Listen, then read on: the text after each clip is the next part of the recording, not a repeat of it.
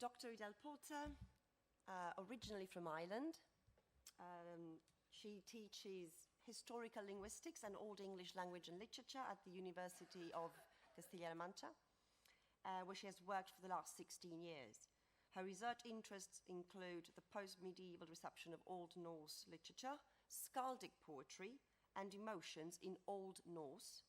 She is currently working on a book analyzing the translation of emotions in skaldic poetry, and she has such an extensive knowledge of Nordic sagas that I'm always learning something new from her. So let's talk about these spinning ladies, or spinning destinies, Norns, Valkyries, and the art of textile production in the Viking Age. Yes. Thank you. Thank you. Yes.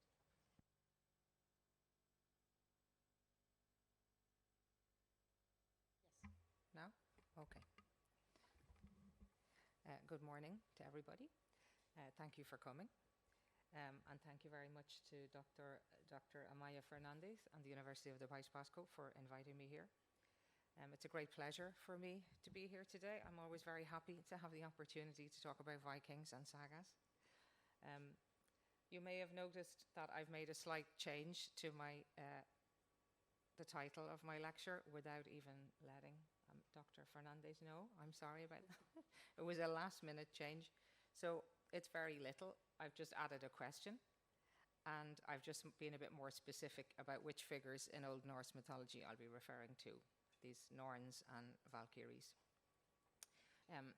So the question mark is because I'm going to try and dismantle the myth. So I don't really agree that these figures really were, at least in the old vernacular tradition, spinners of fate, even though they're sometimes portrayed as being so.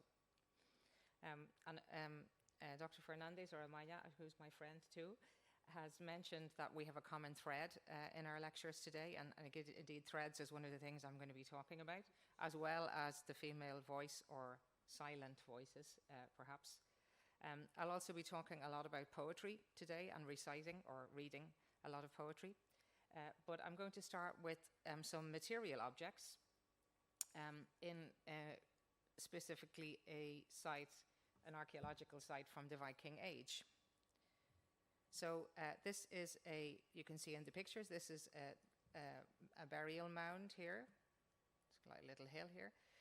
It's in Vestfold in Norway, in the Oslo Fjord.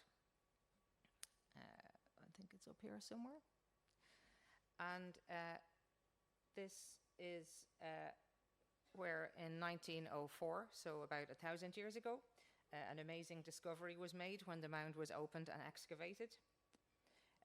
Inside, I don't know if some of you might have seen a film about the Sutton Hoo burial in England called The Dig, which was kind of famous a couple of years ago. But it's a kind of it's a similar type of burial mound. So inside they found a ship, burial with two women from the 9th century. The mound had been very well sealed, and because of this, its contents were very well preserved. But because of the weight of the earth pushing down over so many years, the ship was in a million pieces. It was a terrible puzzle for them to try and put it back together, but they did. Here are these archaeologists working in the early 20th century. It was immediately clear, despite the poor state of the ship and so on, that this was a very, very important burial, that these two people, or one of them at least, must have been a very high rank.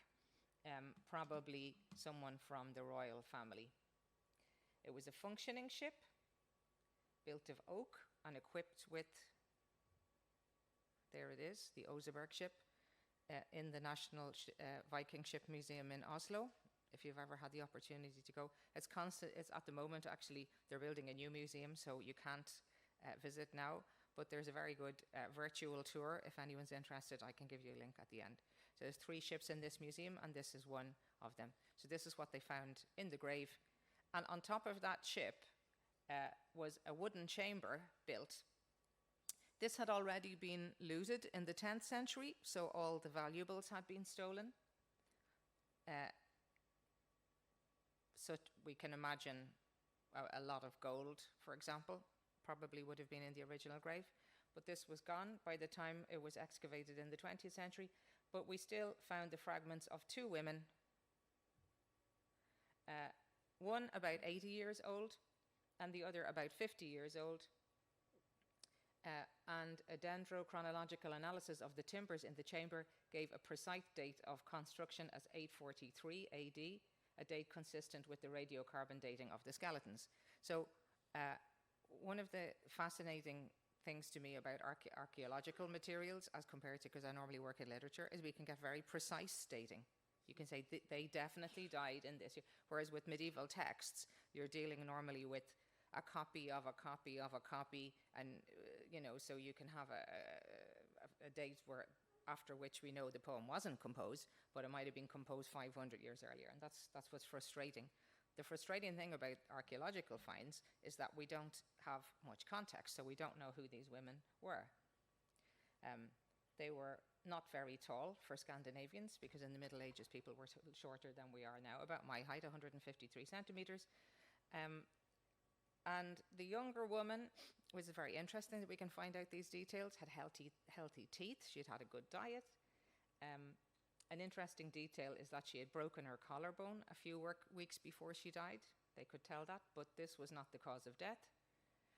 The other woman, the older woman, wasn't so healthy. She showed a lot of health problems. She had had a serious illness, osteoporosis, cancer, so she probably was in a lot of pain in later life.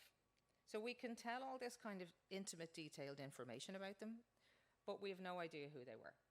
And there's a lot of speculation about this, but no one, and we probably will never know. However, not only have we got a lot of information about their physique and diet and lifestyle in that respect, but they were also buried with many funerary objects, which tells us that they had a very prominent position in society, as well as the fact that you're not going to build a massive tomb like that on a prominent part of the landscape for any normal common person. It's going to be a very high-ranking person. But we still have more questions than answers. We don't know, did they both die at the same time? Why were they buried at the same time? Was one a slave or servant sacrificed to accompany her mistress? This is quite a strong possibility in the pre-Christian society of Scandinavia. Were they members of the same family? We don't know. So it's still a mystery. But what we can tell a lot about is from the grave goods they were buried with, and that offers an extraordinary insight into the feminine sphere in the middle of what we call the Viking Age, so the 9th century. So trying to reconstruct a coherent, logical understanding of Old Norse mythology is basically impossible. And accounts that do so tend to be from the 13th century. 13th century scholars trying to make sense of the bits and pieces that have come down to them. So it's just like scholars generally now accept that even at the time there wasn't a lot of coherence, and there was a wide variety of practices that could be inconsistent with each other. So we use the term Old Norse mythology with caution, but from what we do know, it seems as though people who died of natural causes, unlike warriors who died on the battlefield, were not taken by the Valkyries to Valhalla to wine and dine with Odin for the rest of all time, but they went to, unfortunately, a less salubrious destination, which was known as Hell. Now, not the Christian Hell, Hell with one L, named after the goddess of death, Hel. So this is a bit more like Hades, an underground watery realm, kind of depressing place, but not burning in flames or anything like that. And they believed that this was, the dead would go on a journey to this place, possibly through water. So you do get a lot of accounts of, as well as people, this would be why you would be buried in a ship. So the boat was equipped with oars. It also had a bailer for, like, if the boat starts to sink, a bucket for And it was equipped as if for a voyage, a plank for disembarking as well. So would suggest that they really believed that these people, when they died, were going to go on a ship to hell and get off the boat. And they had, in case the voyagers had to travel over land, there was a wagon and 4 sledges as well built, all decorated with elaborate carvings. There they are. This is the wagon. This is one of the sledges. So if you can just think about the expense of putting together a burial mound like this, and you're not going to bury all these extremely valuable items if you don't think they're going to be any use afterwards. So they must have believed that these would be used in the afterlife and were consistent with the rank and prestige of the person buried. They had a riding saddle, 15 horses sacrificed in the grave. The women had beds, bedclothes, chairs, lamps, a complete set of cooking utensils.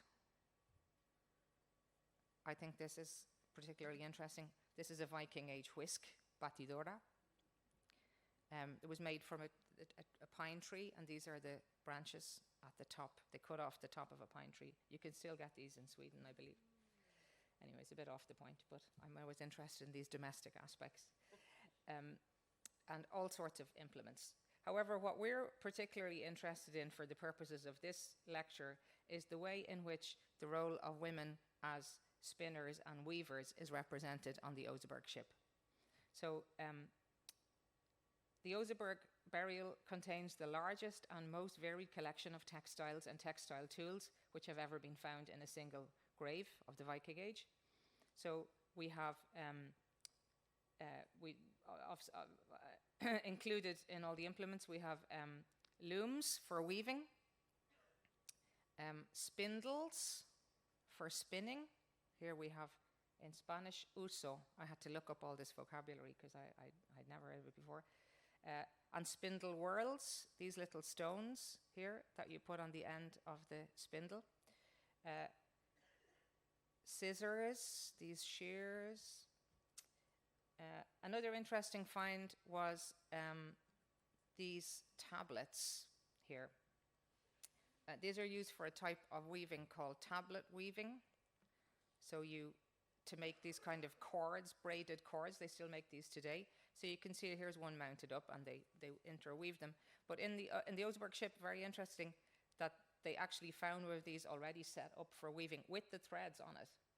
So again, this is all these implements suggest that the art of spinning, weaving, textile production is very, very strongly associated with women, and women of royal status, not just peasants or different ranks of society. These are the implements for making textiles, but also a lot of textiles were found. These include, again, a wide range of materials: woolen and linen blankets, woven braids, a large collection of fragments of clothing, sails, tents. Furthermore, pieces of silk fabric. You don't really associate silk so much with the Viking Age. And embroidery imported from Central Asia. Again, this would reflect the wealth and status of the people buried in the grave. But to my mind, and I think a lot of people would agree, the most spectacular discovery was a series of narrow tapestries which were thought to have decorated the interior of a hall or the funeral chamber. Despite the fact, and I'm going to go to this one first. This is the original tapestry. This is what it looks like, and this is artists have tried to reconstruct more clearly what it would have been like in its original state. So a lot of it was in a very deteriorated condition, but it's been possible to reconstruct some scenes and figures depicted in the tapestry. Again, it's hard to interpret them. We don't know exactly what it means, but it seems to represent this one, a variety of people in a funeral procession, which would be appropriate for the situation, or people at war, and some ritualistic contexts. So I might as well mention now, if any of you have studied medieval English, you may have heard of the Bayeux tapestry, which is located in the Bayeux Cathedral in France. And this is a tapestry from the 11th century, which depicts the Battle of Hastings and the subsequent victory of William of Normandy. These tapestries are about 12 inches, 30 centimeters high, and they're long. So it's like a kind of medieval comic strip that you would put around a room, and you would walk along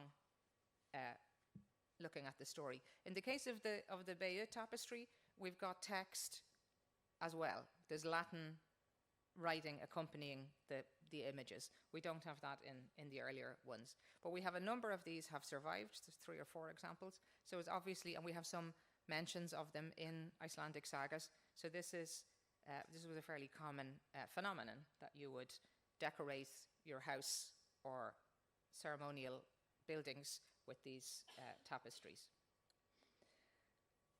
So this, I'll come back to this in a second. We have 3 women. We have a man with a horned helmet of some kind, probably some kind of ritualistic role, a priest or something like that. The Vikings did not have horns on their helmets. That's a very common myth. That, as I say, this is the state of the original tapestry. And again, I have a link to a very good short film from the National Museum in Norway about this, if anyone wants to watch it. I'm not going to put it on now. Here's another scene that they have been able to reconstruct from the tapestry. There's a drawing, and here we have one in colour. And this shows, well, we're not sure. It could represent the punishment of criminals hanging on the tree. They're obviously dead. Or another possibility is that this is a graphic description of human sacrifice, similar to the one Adam of Bremen, 11th century German scholar, recounts in his 11th century work, Gesta Hamburgensis Ecclesiae Pontificum. And as he says, I'm not going to read the whole thing, but he talks about this pagan sacrifice that takes place at the pagan temple at Uppsala in Sweden every 9 years. And he says, it's customary also to solemnize in Uppsala at 9-year intervals a general feast of all the provinces of Sweden. From attendance at this festival, no one is exempted. Kings and people, all and singly, send their gifts to Uppsala, and what is most distressing than any kind of punishment, those who have already adopted Christianity redeem themselves through these ceremonies. So Adam of Bremen is a Christian, he's a bishop, and the context of this is he's very worried about the way people who have been Christianized are reverting to pagan practices. The sacrifice is of this nature. Of every living thing that is male, they offer 9 heads with the blood of which it is customary to placate gods of this sort. He's talked about Odin, Freyr, and Thor previously. The bodies they hang in the sacred grove that adjoins the temple. Now this grove is so sacred in the eyes of the heathens that each and every tree is believed divine because of the death or putrefaction of the victims. Even dogs and horses hang there with them. A Christian told me that he had seen 72 bodies suspended promiscuously. It's a kind of old-fashioned translation. Furthermore, the incantations customarily chanted in the ritual of a sacrifice of this kind are manifold and unseemly, probably of some kind of perverted sexual nature. Therefore, it is better to keep silent about them. Why am I? Yeah, well, it's a pity because we would like to have known. But Adam decides he's going to censor that for posterity. So what are we getting here? We're getting women embroidering scenes from daily life, from legend, myths, we don't know. But it's some kind of recording of events that are important to them in textiles. I'm calling these tapestries, but they're not really tapestries because they're not woven. The images aren't woven into the cloth. These are linen bands embroidered upon, and that's the same with the Bayeux tapestry.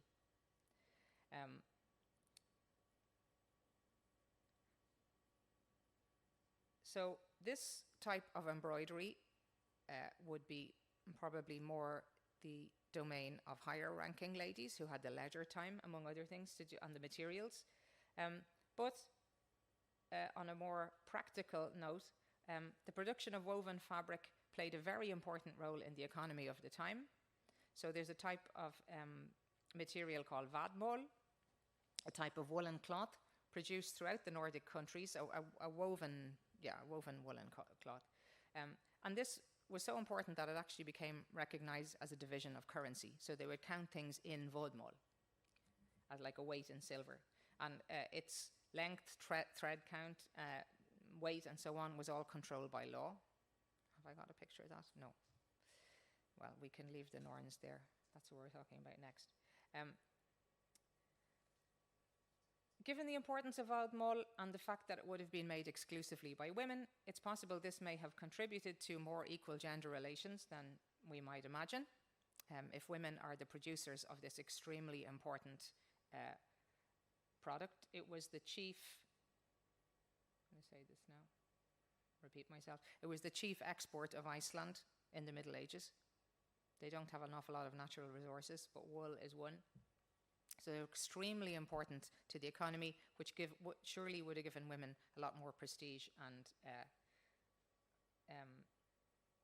Michelle Heyer-Smith has written a book about this, if anyone's interested in more detail. So even though men controlled the legal and administrative aspects of the vodmål, they never participated in the production of textiles. Indeed, such activity was taboo or frowned upon.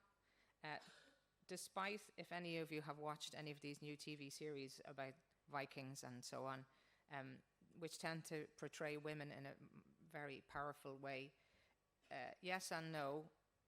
The male and the female domains were very separate, and there were women's tasks and men's tasks, and women's clothing and men's clothing, and there were laws against trespassing from one domain into the other. It was forbidden, for example, cross-dressing was forbidden by law. A man wasn't allowed to wear woman clothes or vice versa. So there's a lot of evidence to show a very clear distinction between women's activities and men's activities. And definitely textile production was the domain of women. As I say, it was taboo for men to participate in these. And in the sagas, we get references to men getting too close to the weaving huts. They're called dingje. Or men trying to spin, and then terrible things happen to them. So don't try it, or you'll pay the price. Of course, this is also true in other European cultures, but we don't have time to explore that today. But it's no doubt that this association with women spinning and so on has led to the development of myths around, such as those of the Greek Parke, who we've heard about the Muses earlier, and now these three ladies who were said to spin, measure, and cut the thread of life when a person was born. Now, these, or they're also known as the Vates in Roman culture, are often associated with a group of supernatural feminine figures known in Old Norse sources as Nornir, or Norns in English. Here's a modern depiction of them. And these sat at the foot of the mythological tree Yggdrasil, designing the fates of men. So even though they're often viewed as the Norse equivalent of these Greek and Roman supernatural spinners, as an excellent book by Karen Beck Pedersen called The Norns in Old Norse Mythology. And she has pointed out that when you actually examine the sources, there's very, very little evidence the Norns did any spinning at all. There's only one unequivocal example, and this is in a poem from the Poetic Edda called Helga Kvíða Hundingsbana 1. So this is Helgi is a hero. Kvíða means a lay or a poem. So it's the poem of Helgi, the slayer of Hunding. And we are told that it was a long time ago that the eagle shrieked, the sacred waters poured down from Himinfell, which literally means the heaven mountain. Then Helgi, the man of great spirit, was born to Borghild in Bralund. Night fell on the place, the Norns came. Those who were to shape fate for the prince, they said the prince should be the most famous and that he'd be thought the best of warriors. So there's obviously an element of predicting a great destiny for him, because that's what the Norns were associated, but not so much as spinning a fate for him. So there is a reference to textiles next, They twisted very strongly the strand of fate. The Icelandic word is orlog thautur, which I'll come back to in a while, until the next line is kind of corrupt. People aren't sure how to interpret it, so I've just gone with this one. Until they broke the fortresses in Braland, they prepared the golden thread and fastened it in the middle of the moon's hall. The moon's hall is a kenning. If you don't know what a kenning is, it's a kind of poetic circumlocution. So the hall of the moon is the sky, because it imagines the sky as a big hall that the moon is in. So they fasten a thread in the middle of the sky, and then east and west they secured its ends. The prince should have all the land in between. There's no spinning going on here.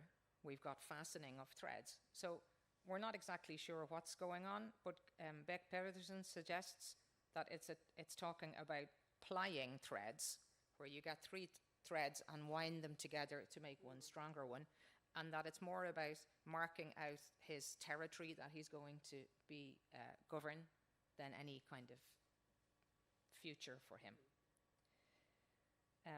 So let's see, have we got any evidence elsewhere?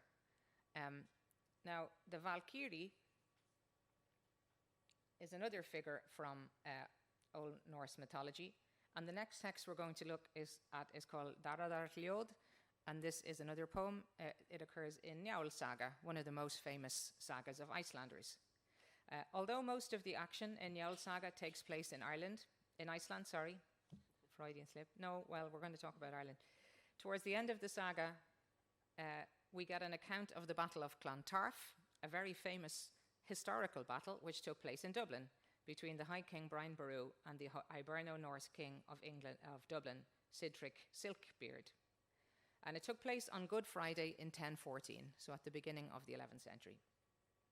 The Irish forces won the battle, and this put an end to the dominance of the Vikings in the east of Ireland. Hooray, we kicked out the Vikings. But sadly, we paid the price, because King Brian Boru, probably the most famous old High King of Ireland, was killed. It was a very bloody battle. They estimate that maybe between 7,000 and 10,000 men died that day, which is, a lot of people in the Middle Ages especially. But according to Njáls saga, this is where we get a bit of literary fiction, in Caithness, in the north of Scotland, on the same day, a man had a vision. Coming out of his house, he saw 12 people ride on horseback to one of these women's weavings hut that I mentioned before, and they disappeared. So he did what he shouldn't do. He went to the cabin and looked in the window, and what he saw was women who had stretched a cloth over a loom. So just in case you don't know or have no idea what a medieval loom would look like, here's a drawing of one.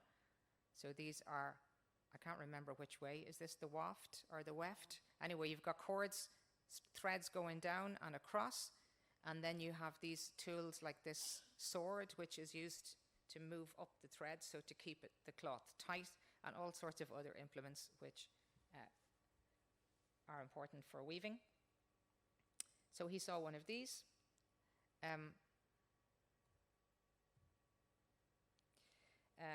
But it was a fairly gruesome scene, because instead of threads, they were using men's intestines to weave, and instead of, at the bottom you have these weights to pull the threads down. So in this version, the weights are men's heads. I found this illustration just to add a bit of horror to the morning. Okay, and well, I won't go through all the details of the different implements, but all the implements were weapons. So swords, arrows, spears were the heddle rods, and they were singing these verses. Far and wide with the fall of the dead, the warp is set up, blood rain falls down. Now with spears, a grey woven fabric, intestines are grey, of warriors is formed, which women friends of Randver's killer complete with a red weft. So the weft is the horizontal, I think, line of the threads, and it's red because it's bloody. And the friends of Randver's killer is a kenning for Valkyries. So they're identifying themselves as Valkyries. The fabric is warped with men's intestines and firmly weighted with men's heads. Blood-stained spears serve as Edel rods, and the shed is, these are all terms for tools used in weaving. The shed is ironclad and pegged with arrows. With our swords, we must strike this fabric of victory.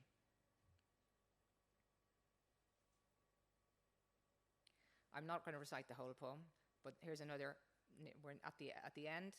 Now the fabric is woven and the field dyed red. The tidings of men's destruction will travel through the land.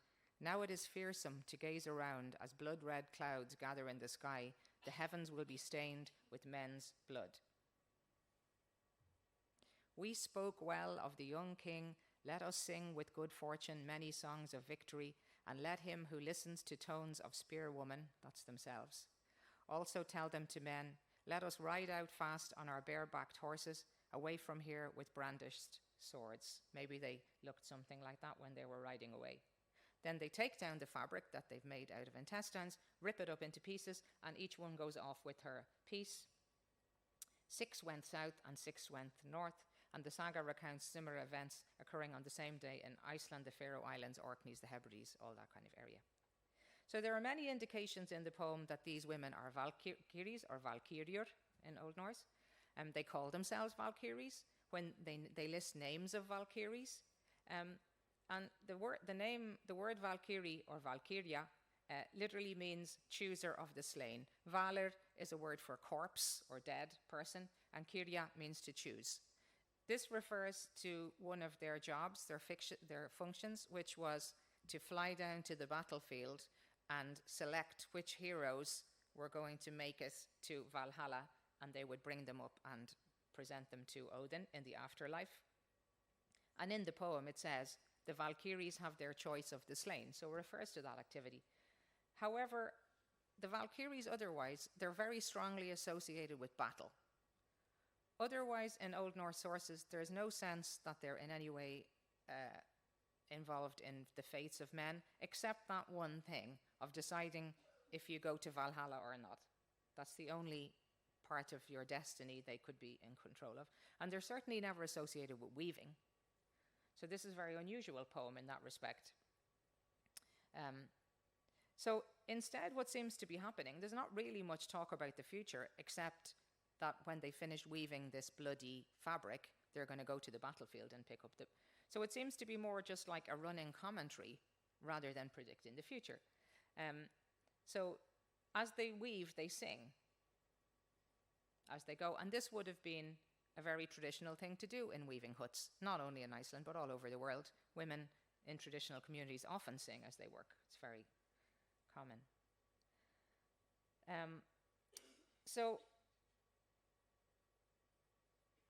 So rather than looking for mythological associations between weaving and spinning, I think this is really what the association is.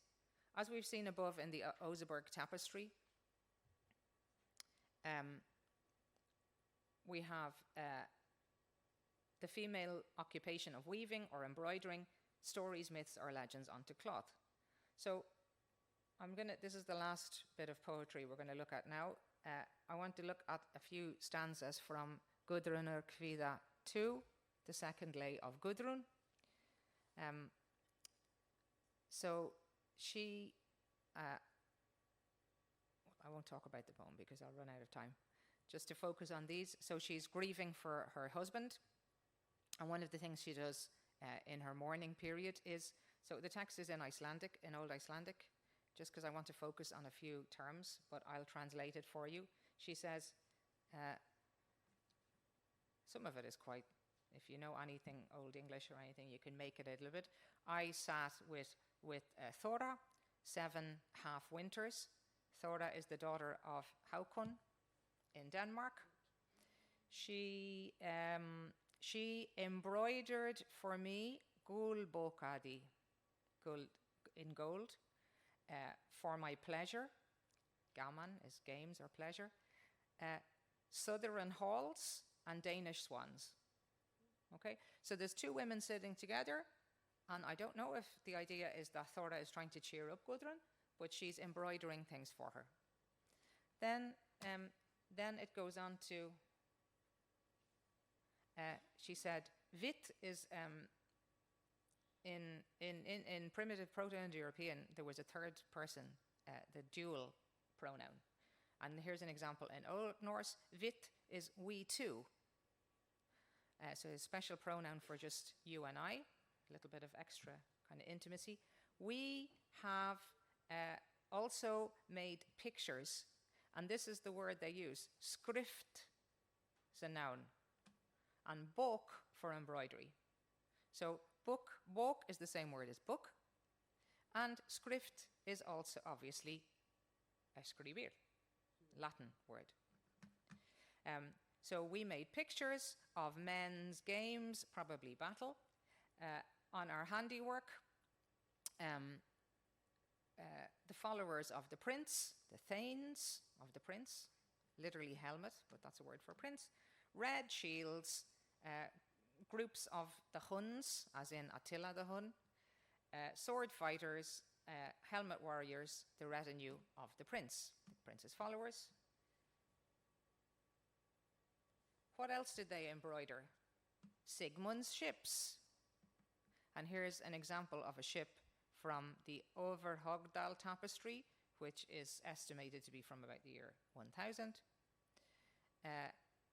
The ships of Sigmund glided skridu from the land, golden figureheads or masks, carved prows. So they're describing on the ship, if you think back to the Oseberg ship,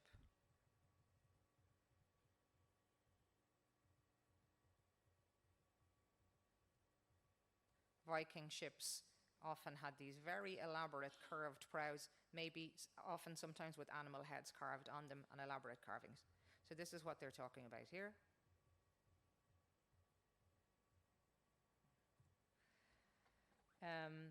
We depicted in our tapestry, Borda, how they fought Sigurd and Sigurd south in Finn or Funen in Denmark. We don't know who these people were. That's lost. That information is lost. But it's obviously she's talking about some kind of heroic deeds of famous heroes from legend that they are embroidering onto the cloth. So as I've said, the vocabulary in Gudrun or Krivida features the word boka for embroidery and the noun script for picture. Obviously, this is a Latin loanword. But they both highlight the intertwining of text and textile words and weaving, because these words also mean a book and writing.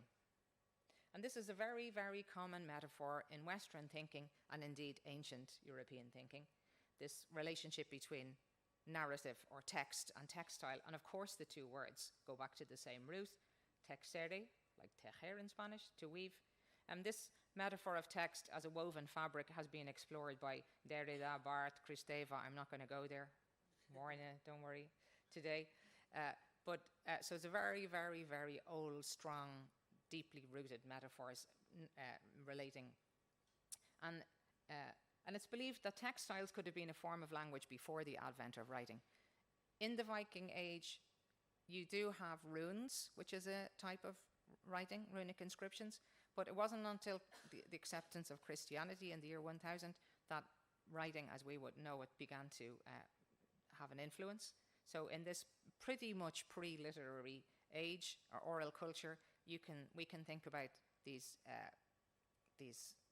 visual representations as kind of pre-writing in that sense. Underneath here, talking about Viking ships, here's another one. This is from the Bayeux Tapestry. It's more sophisticated, as you can see, compared to here. And we have text on this one. We've got Latin accompanying text. And even Tim Ingold, in his writing on lines, reflects that a line began as a thread rather than as a trace. So did text begin as a meshwork of interwoven threads rather than of inscribed surfaces. So textile work is women's work, but it is simultaneously a means of conveying powerful, although silent, meanings and messages.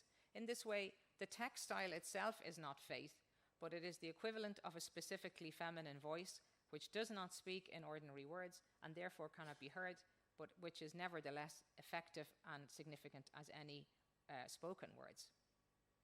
So to return to our Daradar Liod poem, the Valkyrie poem, I think here that the underlying metaphor is not that these women are weavers of fate.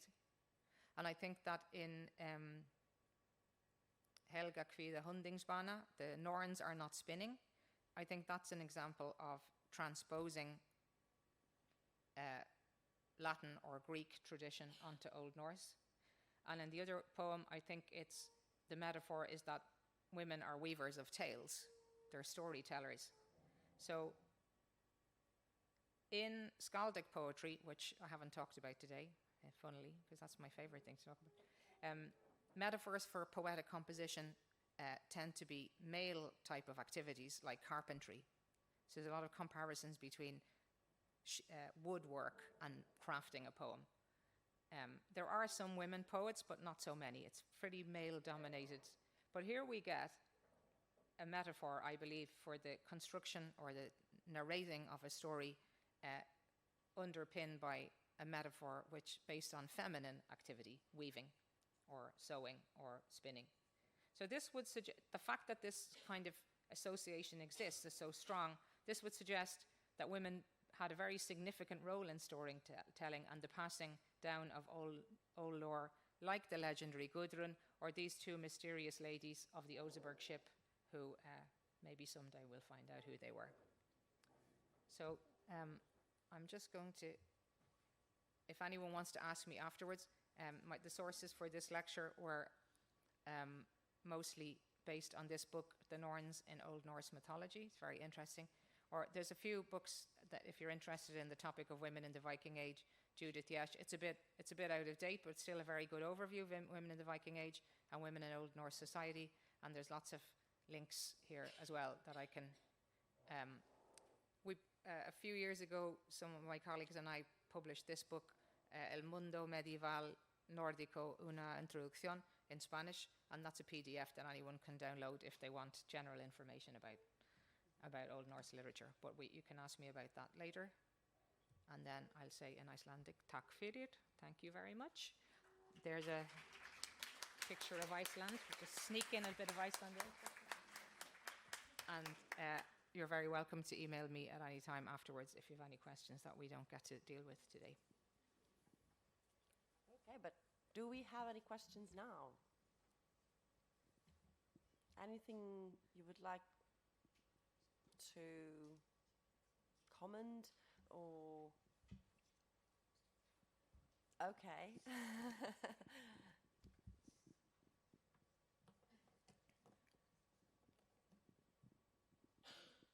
I'm sorry, I'm very talkative this morning. But these are fascinating papers. And can I make a sort of comment which is totally out of the blue? Please. Because I was fascinated, first of all, by that burial. It just like, it seemed to me like the whole house is buried with you. Is that correct? It's more, yes, because they try to equip you with everything you might need in the afterlife. That's amazing, just like me with my whole room being buried with me. And my car. It's pretty gendered normally. So warriors would be buried with their weapons and so Amazing. on. Yeah. But I was thinking, we were talking about this division of, the women weaving and the man not allowed to cross over to the women's realm and the women not allowed to cross to the male sphere. And it just reminded me, recently I saw a film which is called The Sworn Virgin, Albanian film. I don't know if you've heard No. Not that I ever knew about it, but it was just about the sort of Balkan tradition of the Burnesha or the Sworn Virgin, that you would have the sphere of the woman, and the women were not allowed to read or write, but they would do only those stereotypically female things like weaving, like making clothes, like cooking, bearing children. And then the men who would be fighting. But if the men would get killed, or the woman did not want to get married, she could become a sworn virgin. In other words, she could become a man. Oh. In other words, what happens is that she made a vow to be, she had to be a virgin, and they would check it, which was humiliating. She had to be a virgin. She had to wear only male clothes. She had to learn how to smoke and drink. She had to learn how to read and write. She had to cut her hair and, make herself flat. Do you see my point? It's just like that. And I was shocked that you have a culture which was very patriarchal, but the woman, and very often the woman would choose this, not because the men were killed, but because that was the only chance for them, for instance, to read and write. But she had to, once she moved over to the realm of the man, she had to be a man all the time. I don't know, just sort of... And there's, like I said, a recent film about that, Albanian film, which is called The Sworn Virgin. And Alice Munro, the Canadian author, also wrote, I think, about that. Either short story or novel about something like that. But so yesterday, Dr. Alejandro Martinez, in his lecture, he mentioned the fact that before becoming mothers, before getting married, young maidens would be allowed to fight and be warriors, at least at a mythological level, I mean, in the Greek mythology. And you would have, obviously, besides the Amazons, but we would have also other figures that were just fighting. So the Valkyries, were they actually fighting, or were just around? Right. So this is a battlefield? this is a big question. As I say, the written sources that we have are mediated through Christianity. So you don't know what extent of gatekeeping is going on with regard to pre-Christian traditions.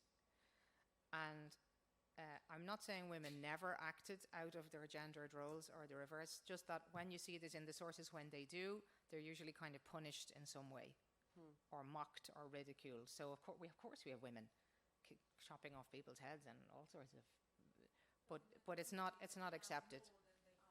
But then there was, going back to archaeology, there's a famous grave from the Birka site in Sweden, where which was excavated again about 100 years ago. And at the time, they did seem to think this was a woman's skeleton, and she was buried with the whole repertoire of a warrior, a very full, very rich, and again buried on a very prominent part of so again, someone of high status. And it was kind of forgotten about for many years, but then a few years ago they did some DNA analysis, and indeed, she definitely was a woman. So here we have an example of a woman buried like a warrior. What's very funny is the reaction to this.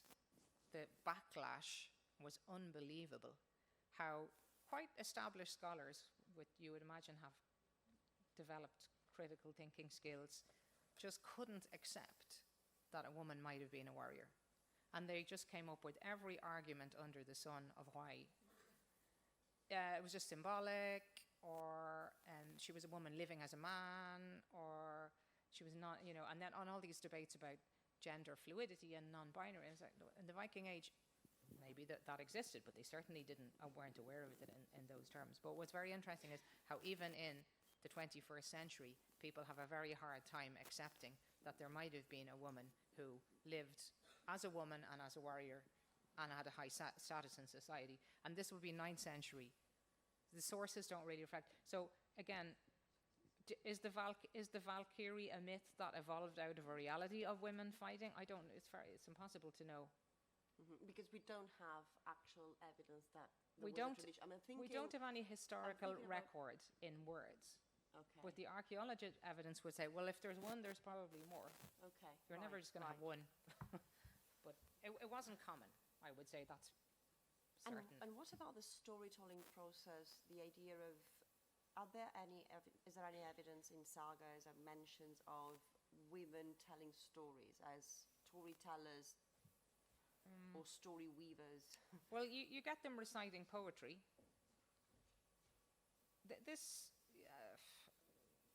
You mean using the word weave, like using the metaphor? Well, let's begin with storytelling. I mean, any figures of a woman, a grandmother, a mother, a queen, a prophetess?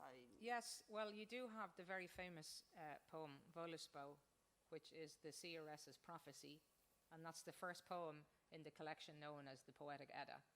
So the Poetic Edda is a collection of mythological and legendary poetry. All was found in the one manuscript.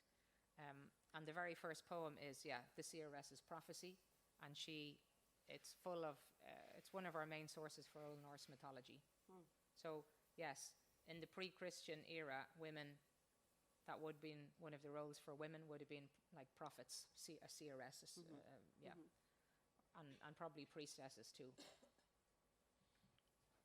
But there isn't that much evidence in the sagas for anyone storytelling, men or women. Okay.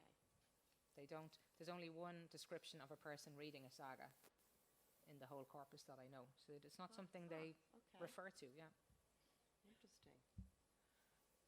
More questions? Yes, Nola?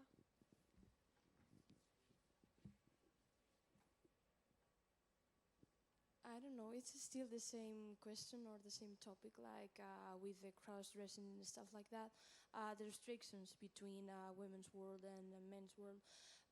Because I'm intrigued because of the mythology, the gods. Because you have figures, for example, like Loki, which is for me a total example of, I don't know how to say this, but he's always like between this nature of a woman or a man, having kids and stuff like that. So I don't know how we can like how we can make an interpretation of people and gods. I don't know, maybe it's possible that this woman, for example, from the burial in Sweden, you said, it's something like that, a figure between these two genders, something like that. I know it's a complex thing. Yeah, well, we'll never know the answer to that question about that particular person. It could be any of those. What I just meant, I didn't mean to negate the idea that it could have been a person who was somehow gender neutral, or rather just that it was more the response by scholars to the fact that whatever it wasn't a woman being a warrior. It wasn't a straight, cisgender. That was impossible. It could be anything else. So who knows what the reality was, but I think we need to accept it could have been a typical woman just who was a warrior. As regards the mythology, yes, you're right. And there's a lot of, we get Thor dressing up as a bride. There's a lot of playing with that. What I think I was talking more about was the reality in society. One thing is the mythology, and another thing is what really happened in 9th century, and again, maybe the laws that we have, which are obviously after Christianity, don't reflect the reality of the 9th century. That's the distance. We don't know exactly. So maybe it was more common, or maybe there was more crossover than we think. But that's not what's. And I mean, the most insulting thing you could say to a man, in the sagas at least, is to accuse him of being the passive partner in a homosexual intercourse. You allowed yourself to be, So there's homosexuality certainly was not accepted, and it would be used as an insult. But it's like I say, we just have these little clues. It's very hard to piece together exactly what would have been the situation. And as I say, all of this has all of the manuscripts, the earliest manuscripts we have are like 12th century, so it's long after Christianity arrived. We just don't know to what extent that's muddied the waters of our idea of what would have happened before.